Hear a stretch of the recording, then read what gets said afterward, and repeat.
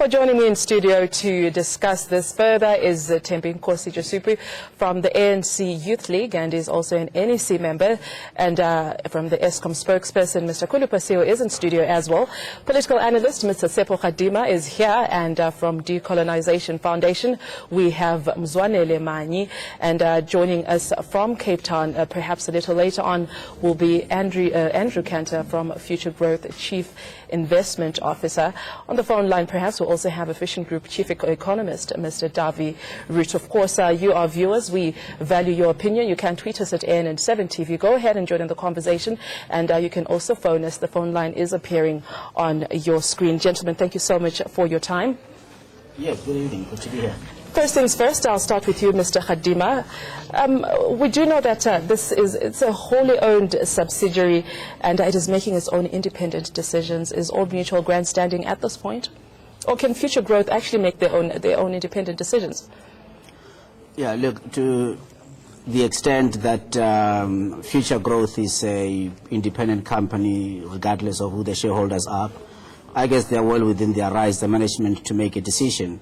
The question that needs to be asked of them in terms of their fiduciary duty as directors and officers of a duly constituted company is that to what extent have they actually observed their fiduciary duty, and unless otherwise there is information contrary to what we have seen to date, I am starting to question the observance of the fiduciary duty. What am I referring to? If we look at currently, we are not aware of any of those 6 state-owned companies having issued a prospectus or a memorandum for a new bond offering.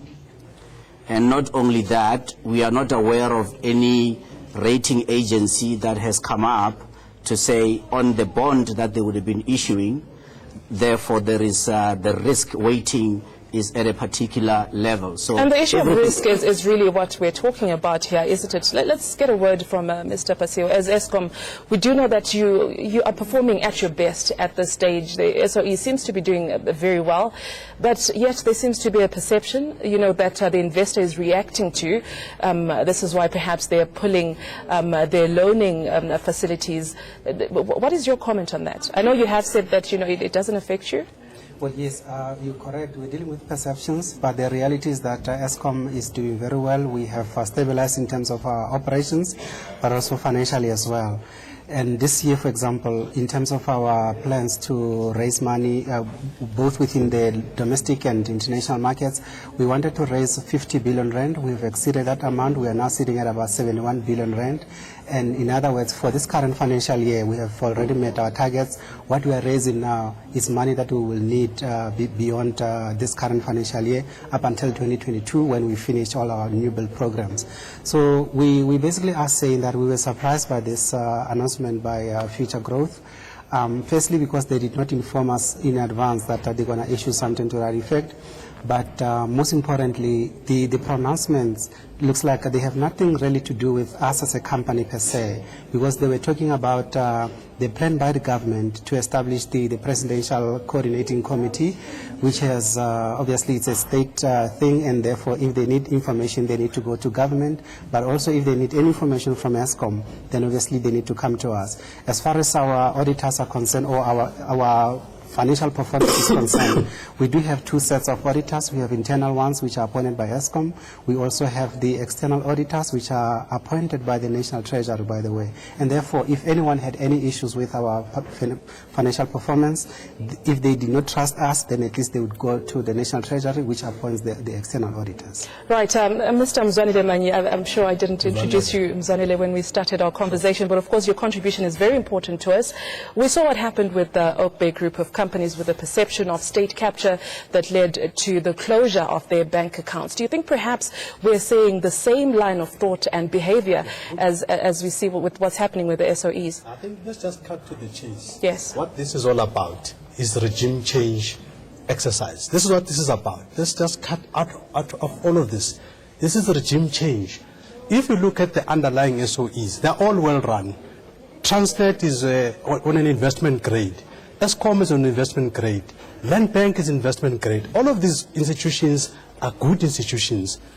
This statement by Future Growth is nothing else but a political statement which is meant to precipitate a regime change. This is quite serious. In fact, I would even go as further as to say, in fact, even charges should be investigated if this Future Growth should not be charged for plunging the country into an economic crisis. This is not happening in a vacuum. This happens behind the Zuma Must Fall campaign. This happens behind all the attempts to try and dislodge President Zuma. This is all part of the plan. This is all part of the plot. And all that this is going to do now, when the rating agencies come, they're going to just downgrade the country, we're going to go into junk status and all that, and then they say, you see, Zuma, what you're doing when this is all orchestrated. So what must we do? I think the first thing that must happen, we must understand where this money comes from. Future Growth has got no business threatening the government with government money. This is PIC money. We also want to know what additional treasury involvement is this, because Future Growth money is national treasury funded, is all the various pension funds. In fact, I think tomorrow, for us as the Decolonization Foundation, we're calling on the President. The President should instruct the SOEs to withdraw all their funding from Old Mutual. For Old Mutual to come around and say that distancing themselves, that's just talk. You can't just distance yourself. You should have instructed Future Growth not to do this, and so on. So we must pull their bluff. We are calling seriously on the President to make sure that tomorrow he instruct all the SOEs, all the government money that is on Mutual must come out. We cannot have Old Mutual in a very clever way trying to dictate what is it that the government should do. This should not be tolerated. Mr. Joseph, let me introduce you to the conversation. Obviously, serious implications here coming from Future Growth's decision, particularly because they are using taxpayers' money at the end of the day, and this is government money that they're refusing to give to government SOEs. Does this make any sense to you, especially because some of these SOEs are actually performing very well? No, I think your question is spot on. That the decision by Future Growth, it is illogical. I'm saying it is illogical in the sense that if you look at the 6 companies or SOEs that have identified, Slang Bank, DBSA, IDC, Eskom, Transnet, and Sandra. As things stand, if you look at Sandra, there's a turnaround. Look at Eskom, there's a turnaround. Probably you'll ask yourself as to why SAA, that is currently we know that is short of 16 billion, is not mentioned. Do you know why? It is because they don't have much interest in there. They have much more interest in the 6 SOEs. That is your white monopoly capital. That's one. Secondly, what Future Growth raises is the independence of the National Treasury. Now, as the ANC Youth League, we ask ourselves, what is this independence you're talking about? Independent from what? Because National Treasury is not different from your Department of Social Development, Department of Sport. It is part of one government under President Zuma. So as the ANC Youth League, in part with what Mr. Manu has called for, we are calling on Old Mutual not to just issue a statement. Tomorrow we expect Old Mutual to instruct Future Growth to withdraw the threat to the country, because what they want to do, they want us as a country probably to go to a junk state, suffer, and everyone can then say, let's stand up, let's go to unit buildings, let's ban parliament, let's ban unit buildings, let's ban tires. And that there must be chaos in South Africa. That's part of the plan. Right, and on that note, lastly, it is that Eskom yesterday made a bold pronouncement that they are going to stop the 40 years contracts and empower black people who want to venture in supplying coal to Eskom. That's what has shaken the lives of Future Growth. They are just agents in the bigger scheme of things. Right, with that being said, let's invite to the conversation the man of the moment, Mr. Andrew Cantor from Future Growth. He is the Chief Investment Officer. Oh, we don't have him at the moment. Oh, okay. Well, we have the Chief Economist from Efficient Group. Mr. Rich, thank you so much for joining us. Your thoughts with the decision of Future Growth to withdraw their financial services to the SOEs?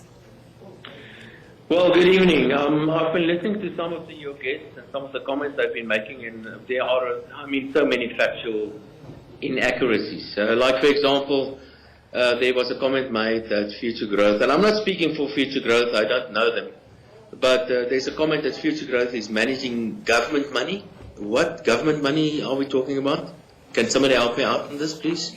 Well, we can actually get a response from Mr. Mani from PIC. Where, what? Yes, you can speak directly to him. He can hear you. Okay, they've got PIC money. They've got various SOE pension fund monies that they're But managing. that's not government money. That money doesn't belong to the government. That money belongs to the civil servants. That is pension money belonging to the civil servants. Doesn't belong to government. Where do you get it that it belongs to the government? It's simply PIC managing on behalf of the government employment pension fund. It certainly doesn't belong to the government. Don't make that massive mistake. These are government employees. These are government employees. These are public service employees. If they are allowed to speak as well. Madam, if you don't give me a chance to speak, I'm going to switch off this phone now. You have to give me an opportunity as well.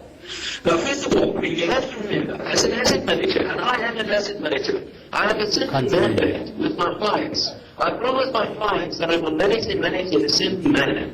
And that's what I do. And if I see there's a perceived risk, I manage and I adjust my management accordingly. And this is exactly what this specific asset manager has been doing. I don't know about any conspiracy behind it. What I do know is that the South African policies and South African government is doing a terrible job in running the state-owned enterprises. I know, for example, and I think you've got a representative of Eskom in your studio this evening. Last year, 60 billion rand, 60 billion with a B, not with an M, billion rand was written off. Where's that money coming from? From me and from the other taxpayers in South Africa. And you want to tell me the South African state-owned enterprises are well run?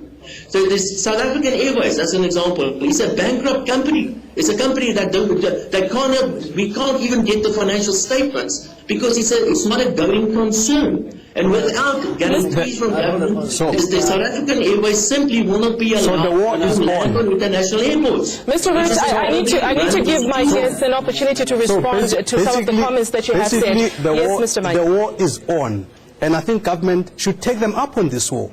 Government should accept this war with warm hands. And when you say the war is on, what exactly the war is do you on? mean? The financial services sector has decided that it's going to run this country. The financial services sector has decided that they are going to be the boss. They are going to negotiate with government with a gun on their heads. This is a response to President Zuma chairing the SOEs. This is all that this is about. It's a silly political statement by these financial services. And I think government should actually take this on. As I say, tomorrow the president should instruct the SOEs to take their money from Old Mutual. And then let's see what happens. Right, let's get a comment from Mr. Pasio. I'll get to you, Mr. Khatima. Are we at war here? Because Mr. Reed seems to say that, look, as Eskom, you are not governing your SOE very well, so perhaps this was a well-deserved move from Futuregrowth. Well, one of the points that was mentioned by Futuregrowth is that the presidency seems to be sort of encroaching on the, I suppose, what they would call independence of state-owned companies. But obviously, by definition, they are state-owned, and therefore government is having a say in how they are constituted and how they are run. So I don't know what the trepidation is there, to be honest with you. Just about a year or so ago, there was something called the War Room, which was established by government, and government was helping Eskom to get out of the situation that it was finding itself in, both financially and also in terms of the operations. All right. I understand now that we actually have Mr. Kanta on the phone line. Perhaps, he will explain to us exactly what is going on. Mr. Andrew Kanta is coming to us live from Cape Town. Thank you so much for joining us. Perhaps you could explain to us how you came about this decision that you will be withdrawing your financial services to SOEs. Sure. Thanks for the opportunity to come on tonight. I really appreciate it. Look, we manage people's pension funds. When we talk about Futuregrowth, it isn't our money. It's people's pension money or people's unit trust money that we manage, and we have to do it in a way that protects that money in the long term. I want to be very clear. The SOEs that we've named are right now strong entities, financially, operationally, and we have no particular issue with them. But as part of any investment process, you need to look at the long term. You need to look at long-term financial forecasts as well as long-term governance questions. Now, the problem is, and I really don't want to get into politics. It's not my game, but there's a lot of noise in the country right now. It looks like there's fighting between different departments. It looks like there's power struggles, and I can't assess that. All I can assess is whether we can understand how the decisions are being made by the SOEs that affect their long-term sustainability. And because of this recent changes and the timing of those recent changes, to be frank, and the lack of communication around those changes, and I'm referring specifically to the President's new commission or council that's going to oversee the SOEs, we don't know what it means. So if we talk, the IDC or Land Bank comes and says, please lend us money for 10 years. And I can do that, but if I can't take a 10-year view on that business, how can I rationally make a 10-year loan to that business? We are making a plea for information to understand these businesses, to understand how they're going to be governed in a sustainable way. Mr. Kanter, can you confirm that as Future Growth, you're using public money for funding these SOEs? Yes, so we manage people's pension funds. So eventually, if we make a loan today that goes bad in 5 years' time, I have to stand up to you, the investor, your pension fund, and explain to you why I lost your money.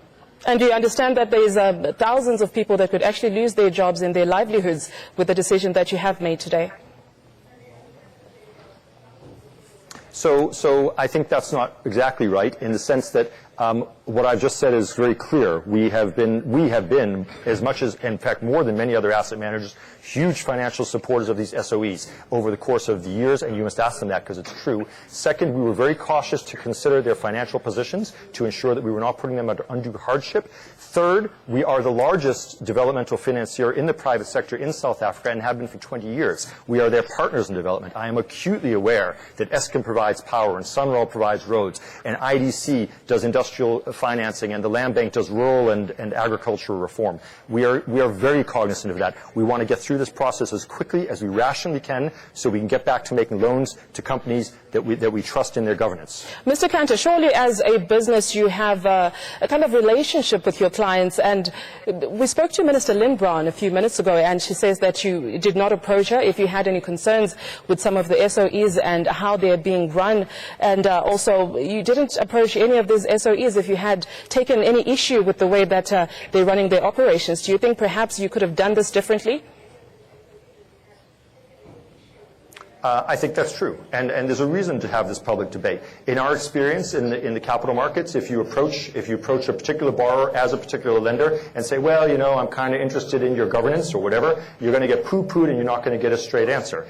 Our view is that this should be a public debate for all the public to see, and in particular for the asset management business to see. And that we're going to try to make this as easy as we can for the state-owned entities. We're going to draft a letter from the industry, not from Future Growth, but from all the asset managers with a list of questions. The SOEs can then answer one letter, not 20 or 30, and therefore they can clear this issue quickly. The fact is we meet these guys regularly. The other fact is that our understanding of the President's announcement last week is that the SOEs have no idea what it means. So if that's our critical decision factor that affects our ability, then the SOEs can't answer that question for us. So we had to do this in a more public forum. Right, let me bring this conversation back to studio to my panelists. Mr. Khadim, I know you were itching to say something a little earlier on. Your reaction from the comments we've had from Mr. Kanter and also the whole not so clear idea of where this money is coming from for Future Brown. Is it public funds? He does say it comes from pensioners, and of course Mr. Manyi says that this is taxpayers' money and it should be free for government SOEs to use. Yeah, let me say this. It's clear to me that it appears that Mr. Kanter has not read Dale Carnegie's book, How to Win Friends and Influence People.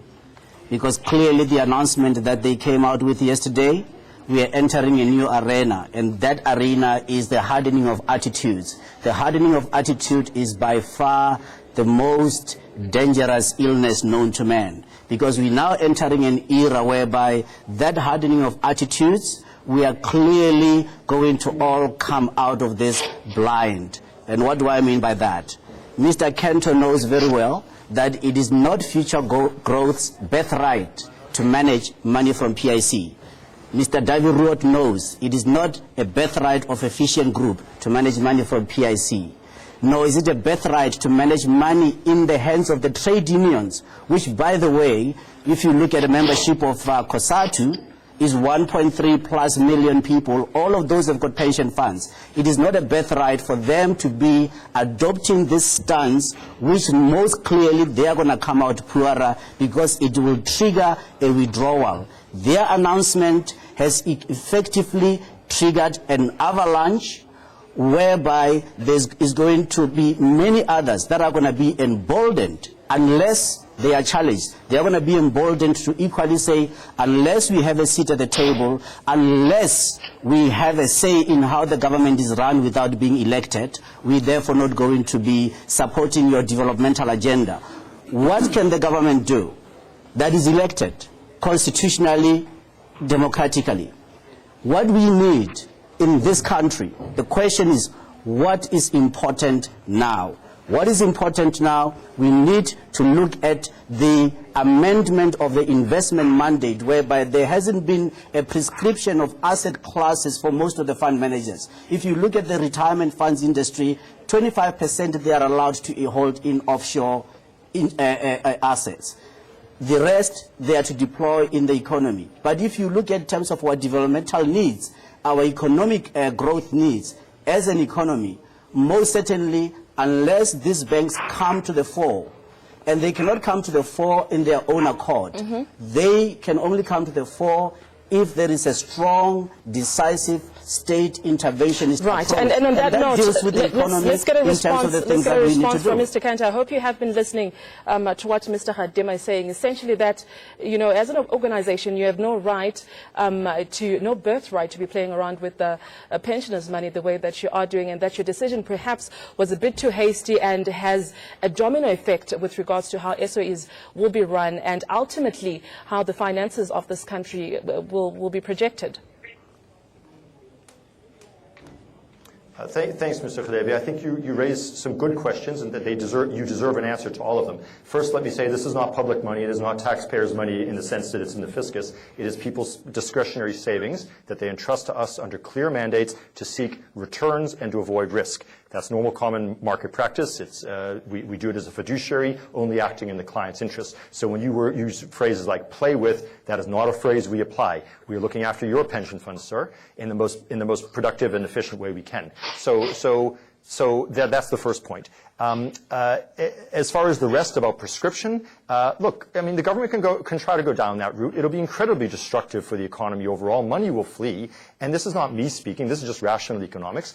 It'll be a constitutional question about property rights. And if you would like to tear down South Africa in a Zimbabwe-ish kind of fashion, then by all means, go down that route or try to. But I must tell you that we actually play a positive role in developmental finance in South Africa. We have for 20 years. We funded more low-income houses probably than any private sector funder. We funded roads, water, various kinds of municipal lending schemes, low-income and affordable housing schemes, and etc. We are not the enemy. We are your friend in this matter. Now, all we're asking, and I want to be clear, we've embargoed new loans to these entities where we already have substantial loans for a short period of time to ask a series of very reasonable questions. The reasonable questions would be, how are you governed? Who are the independents on your boards of directors? Who are the independents on your credit committees? How do I ensure you are not lending to politically exposed persons and therefore possibly making fraudulent loans? This is good common sense. As a government employee, I would hope you would see that as very supportive of your mission. We are fully on board with the mission of these development finance institutions. We always have been.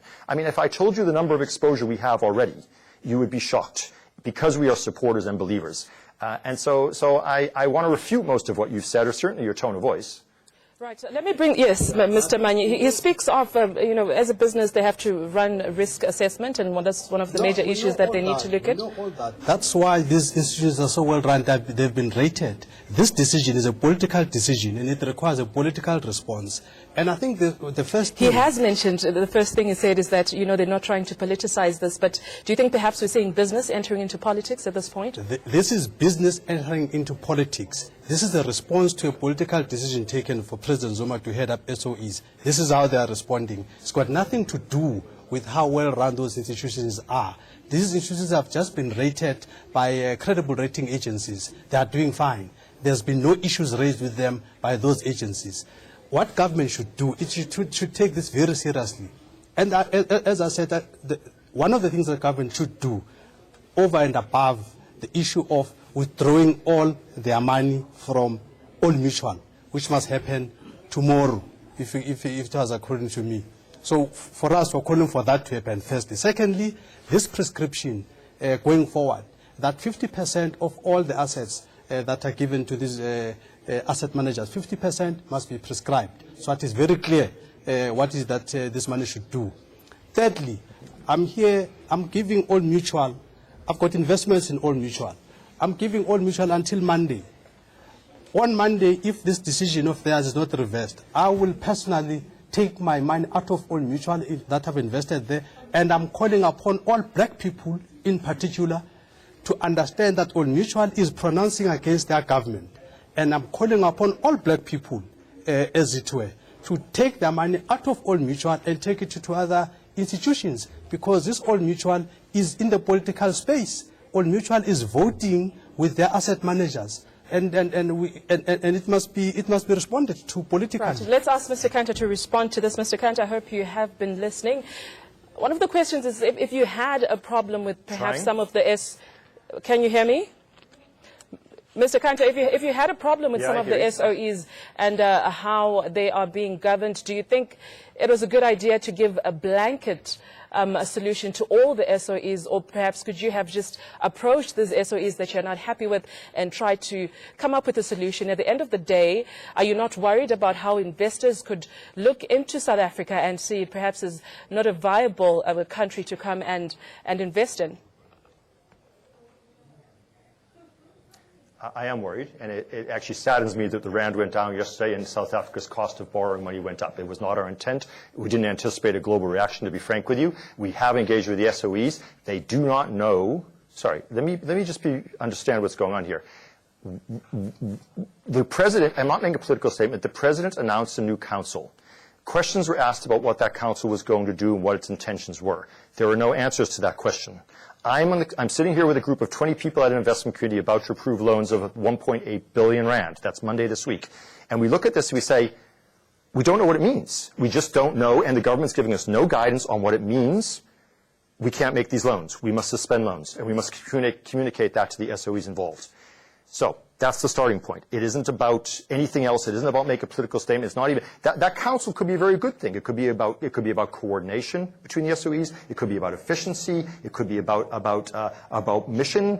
I don't know. It could also be about nefariousness, about power influencing money allocations, and I don't know that either. I am making no allegations. I'm merely asking questions. So that's the first point. I want to be really clear. This was not an Old Mutual decision. Let me finish. I'm not talking about Old Mutual's money here. I'm talking about pensioners' money, third-party pensioners' money principally. We have some Old Mutual money under mandate, which we are accountable for. This is a Futuregrowth choice. You want to fire somebody? By all means, fire me if you don't like it. And I have no problem with that. I don't expect the world to love Futuregrowth. I deliver good investment returns over long periods of time in a fiduciary manner, acting for clients. That's my job. Right. Mr. Jasupu, let me just get a response from him. Obviously, you know, the announcement that the presidency would chair a council that will oversee SOEs could have had a reaction to some of these financial investors. Do you think the government is doing enough to make sure that these SOEs are not affected when it comes to these issues? No, look, the first thing that I want to say is that I'm convinced now, sitting here, particularly by seeing how emotional Mr. Davirot is, that we're on the right track. When a white person is in the economic field and feels threatened, you must know that indeed President Zuma's administration is on the right path, because he knows that we are touching on the nerve where it matters most. That's the first point that I want to make. Secondly, it is not for the first time that there is a coordinating committee or council. They must go and do their research. As things stand, the president is sharing what is called your PICC, your Infrastructure Coordinating Council, that is looking on the long-term infrastructure program that the country is going to invest on. Now, because of there have been calls that there is instability in SOEs, the president saw it fit, of which those are powers entrusted unto him. It's not unconstitutional that he has to do so. It is quite hypocritical of people like Kanta to come and say the president cannot intervene.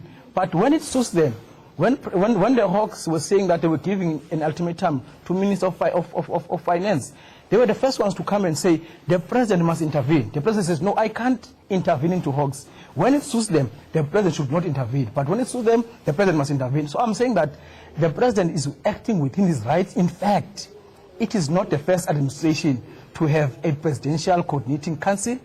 And we do have other councils that are in place. And lastly, Mr. Kanta keeps on saying people's money, public money. Who is the public? Have they consulted this public that they're talking about? Mr. Mani is sitting here. He say he's not consulted, he's against it. Have they consulted the millions of the people that have invested? Yes. And the money they're using? Who are those people? Let's get Mr. Kanta to respond. Mr. Kanta, please respond. Yes, put me back in there. Yes, please, jump right in.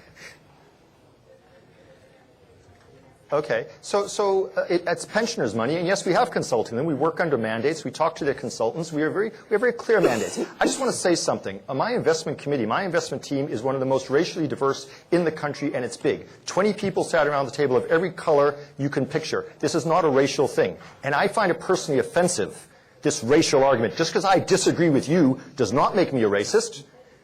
No, you must grow up and stop tearing down this country. We're in New South Africa version 2.0, the racist version, and it must stop now. You're doing damage.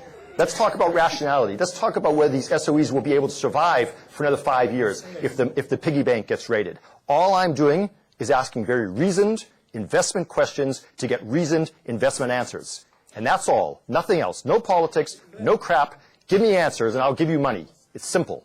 Right, gentlemen, yes, you can respond. Obviously, the racial card being thrown in here, are we diverting from the real issues? No, he's confused, this man. In fact, it is a racist decision that they're taking. Mr. Kanta, I'll ask you to please watch your language. It is a racist decision that is taking because they do not have confidence in black people. They could not have confidence in President Zuma. We just this is a purely racist decision. You must stop this. It's destructive to the country. Yes, please. No. You see now we're dealing with people who don't have manners. This man is insulting us on TV. We are trying to say. You've called me a racist, sir, on TV. You can see that as of manners. You called me a racist on TV. Okay, gentlemen, can we have some kind of decorum, please? Let's watch our language and make sure we are respectful towards each other. I'm not sure anyone called anyone a racist, but I think that the race card has been thrown in there to see that if it has been a part of some of the decisions that have been made by Future Growth, and I think it is worth pursuing and analyzing this evening. Yeah. Yes, no, I was saying that, in fact, it's not only a racist decision. This decision is actually in the same class as terrorism. This is ruled by terror. This is to try and get this government to walk on tentacles, to not know what to do, to try and say, what can we do to please you financial services? This is what it is. This is terrorism, and it should not be allowed. And for us, people that have voted this government are calling upon this government to be decisive and not tolerate this thing.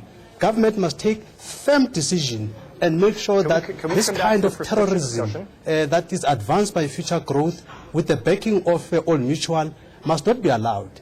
And government must act decisively and get its money out of All Mutual, because All Mutual is allowing this to happen. This nonsense about they making their own decisions, who are distancing themselves, and yet you're not instructing them. Yes, let's get a reaction from Mr. Kanta. I see he seems to be wanting to say something there. Mr. Kanta, I hope you're still with us. Would you like to respond? I know you have said that, as a business, you're not trying to politicize anything, but it appears that some of these decisions that have been made by Future Growth could be linked to that.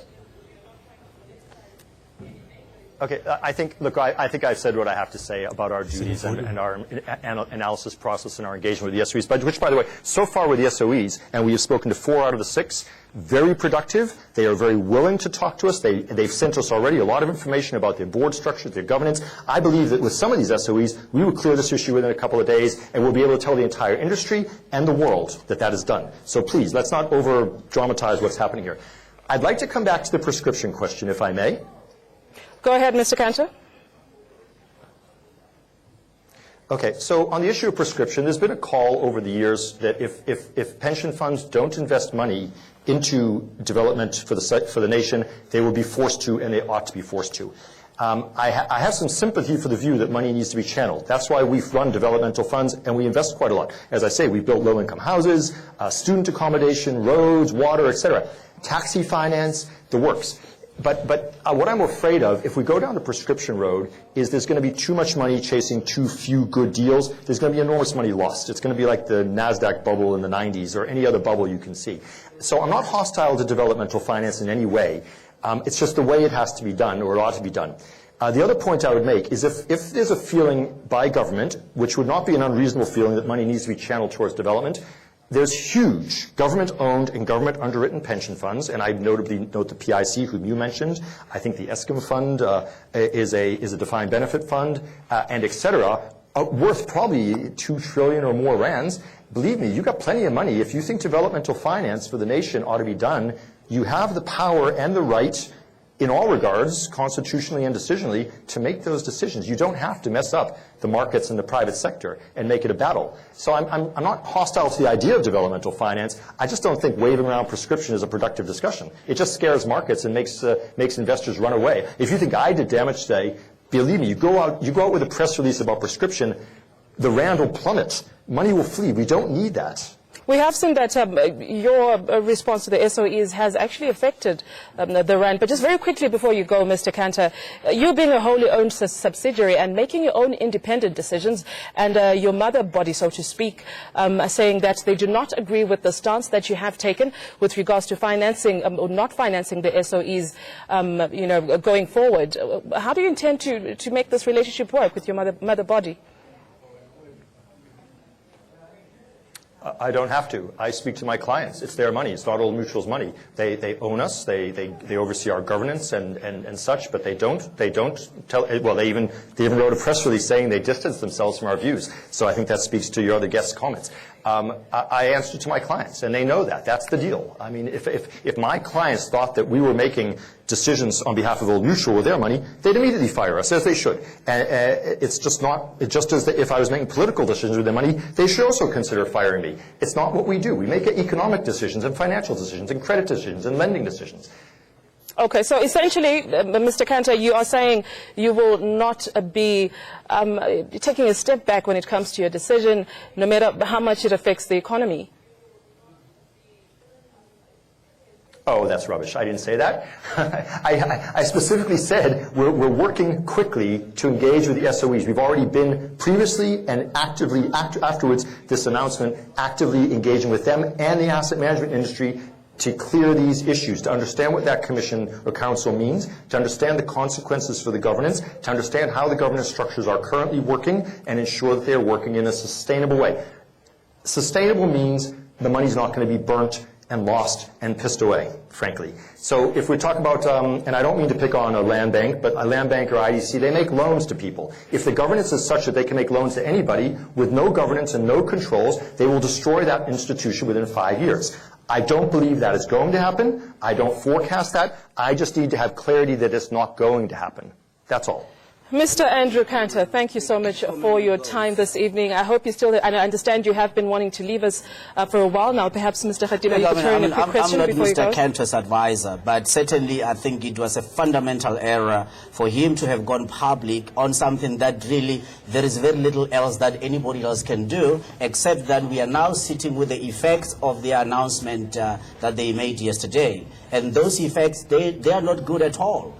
And also, I wish that he did not mention that as an industry, they are going to be writing a letter which is effectively a threat to the state that, well, unless you toe the line, we are therefore going to deal with you. So I hope that if he's still hearing, that letter that he mentioned that the industry, all the other industry players, all the other asset managers, they must not be in any shape or form, fall into that trap, because it's certainly not good. It's not good for them. It's not good for us. As I say, it will lead to the hardening of attitudes. But if anybody believes in the National Development Plan, you therefore cannot believe in the National Development Plan and the august economic growth targets of 4 to 6% between now and 2030, and not deal with the issue of prescription of investment mandate. You cannot not deal with that issue. If we look in the environment we are in today,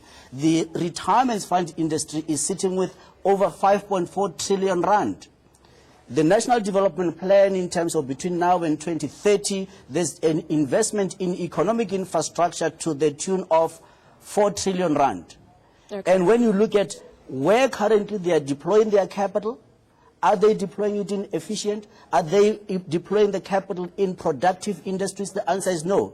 When we deal with the SOEs, has any of the SOEs defaulted? Even if they were to default, by the way, there is a 3%, in the event of a 3% chance of default by any of the SOEs, they are all backed up by a sovereign guarantee.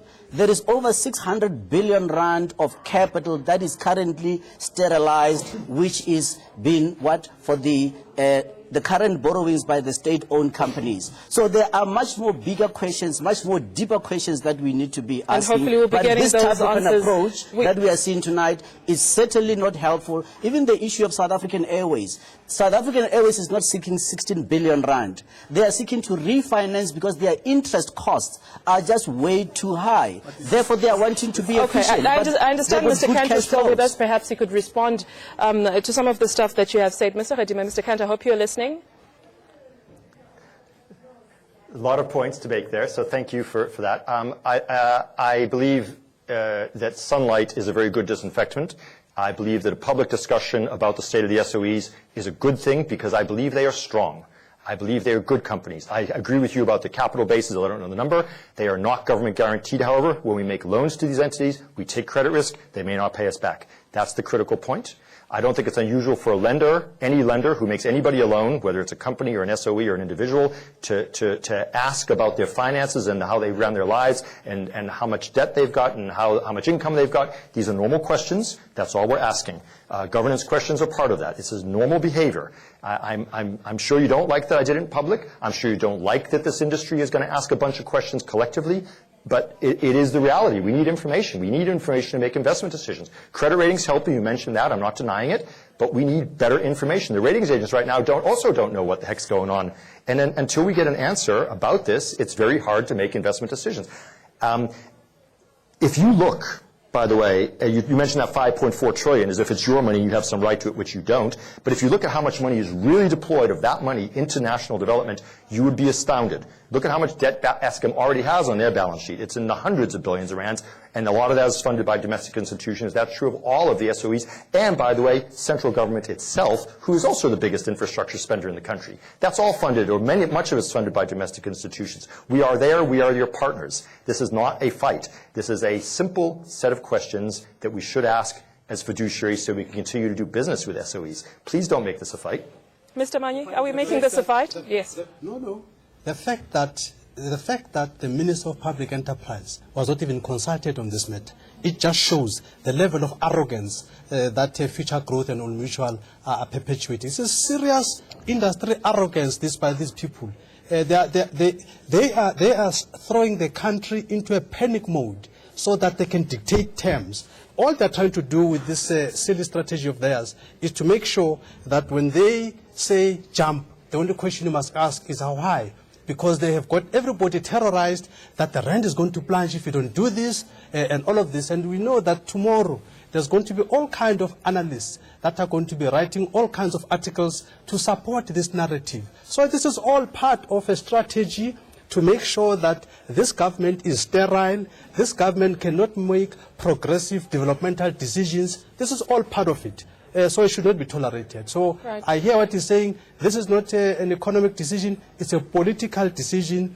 They have been unable to dethrone President Zuma, and this is what this is about. It's all about making sure that they remove President Zuma. This is the whole strategy. Mr. Khulupasiwe, your thoughts? Are you worried that this could lead to other lenders perhaps also pulling back their financial services and increasing, the costs of your lending and affecting your whole operational costs? Well, from our end as Navalo, we have today, as a matter of fact, we spoke to Mr. Kenta, and we also spoke to a few other asset managers within the industry, basically asking them whether they share the same sentiment as Future Growth. And it looks like Mr. Kenta and Future Growth are on their own, because the ones that we've spoken to today were saying that they don't have the same concerns as Future Growth. But obviously they are within their rights to articulate their views, but their views obviously are not necessarily right. So from our end, we will, at some point after our discussions today with Future Growth, we had said that they are going to put up a list of concerns they have, and then at some point we will meet so that we can bury our differences. In the interim, I'm just praying that we don't not going to have a situation similar to what Tegeta has been facing, where initially you started off with people making statements like this, and then before you knew it, people were closing their banks. So I'm just hoping that bank accounts, I'm just hoping that we're not going to be seeing this as a precursor of some of these companies saying that they are closing our accounts as well. Right. Mr. Kant, I understand you're still with us. Would you like to respond to that this perception that you're creating could snowball into more serious ramifications? Yes, that's fine. I'll cover that. But I would observe that we had a very productive, friendly, professional conversation about a set of reasonable questions, which I think we all agreed were fairly reasonable questions. Whatever poll you did of the industry is fine. Maybe it's just future growth. Maybe it's not. There's still reasonable questions. Let's have that conversation. That's all we've asked for. So now, as far as whether it's going to snowball, I think we're very cognizant of the danger if you go out and shout fire in a theater, that you could cause a run on a bank, for example, and therefore tear down the bank. We're talking about SOEs who run sophisticated treasuries, who borrow money for 5, 10, 20 years in most cases, and therefore there is no way they can ever run to the bank because the bonds don't mature tomorrow. This is a process that's going to take a month or 2 months or 3 months to get through. They're not tight for funding. There's cash. They're doing capital expenditure over long periods of time. There's not going to be a run on these banks or these entities, and nobody's worried about that. Nobody's mentioned that to me. So this is not something, oh my gosh, we're burning down the house. This is a discussion in a rational way, but in an open forum, so the information gets shared across the industry. So please, let's not be alarmist. But perception is very important, and that's the same one that you have created as Future Growth, to say that SOEs are in trouble and ultimately, scaring away investors. I didn't say that. No, but that's I've been very cautious in my comments at the SOE. Let me reiterate then. Let me reiterate. We approved, first of all, we have billions and billions and billions of debt to these SOEs already. We have approved them from a credit point of view. I had a credit approval on a financial basis to lend another 1 billion rand on Monday. We had to stop that process because we were worried about that if you're going to make a 10-year loan, you need to have a 10-year view of the entity. We don't know what the politics might do to these companies, so we had to ask the question, what might politics do to the companies? That's all we've done. Right, so they are very strong financially. They currently have reasonably good governance. They have good governance as far as I know. They are good entities. I want to work with them. I am their partner. I didn't say they're in trouble. I didn't say run away. It saddens me that people perceive that. Unfortunately, we have to perceive it that way because the effect of that announcement has created a crisis. The question is, could the management of Future Growth not have foreseen the eventuality and the consequences of their announcement when they made it yesterday? And certainly they haven't helped. And tonight, if anything, there's been more the contradictions in terms of your statement, Mr. Kento, unfortunately just make the situation a lot more worse. Because on the one hand, you are saying that these entities are strong, they've got good cash flows, none of them have defaulted, but at the same time, you are now bringing in that there's a level of uncertainty. And hence, it goes back to the point that was made earlier, that as an asset manager, do not be in politics. As an asset manager, continue doing what you do to invest for a return. And to date, all the investments, the track record that you have pointed out here tonight, your company, Future Growth, has done very well. And it's for that reason that you, as a fund manager, you are well rewarded for that, because those underlying investments that you have made have got very good cash flows. They are not defaulting, and they are servicing their loans as and when they become due. And we're running out of time. Very quickly, gentlemen, final comments. Yes, Mr. Manyi. We started a crisis.